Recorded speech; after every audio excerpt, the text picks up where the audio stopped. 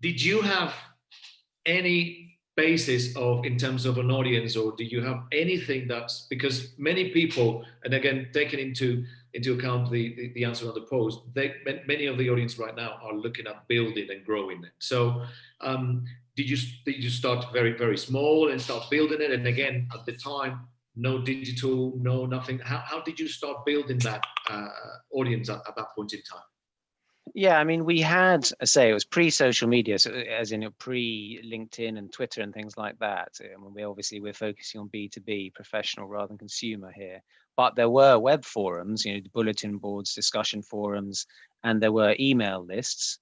And the very origins of the internet, really, after its military incarnation, were, academic, largely communities sharing information. So it sort of started really with communities.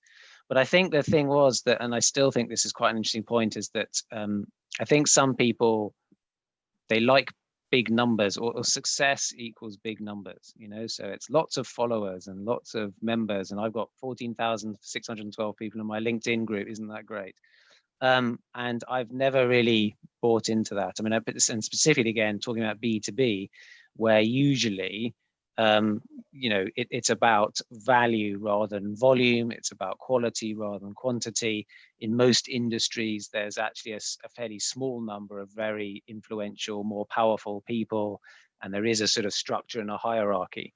So if you can start with quality and not kind of chase numbers too quickly, and if you maintain quality, it feels a bit slow and kind of painful, but I think that's the way to do it, because it keeps quality, and then quality kind of attracts quality, and good quality polices itself better and things. So I guess in that sense, it starts to, and if it's good, it starts to spread organically as well, and then good people are happy then to refer or recommend their friends, because they know that it's a quality space and it's worthwhile and valuable.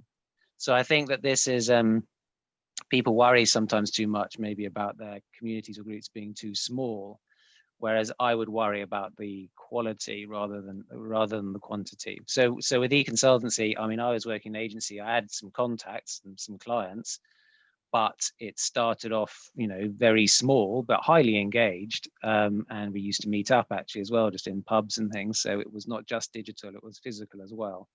And, particularly then, it was like a sort of underground weirdo movement, digital at that time. And I think, again, strong communities are often formed in adversity, or where they feel that they need to defend themselves against something. So, or they got some strange thing that they feel a kinship around, but which other people maybe think is a bit unusual. So and that was true of digital in the late 90s. Obviously now it's not the case.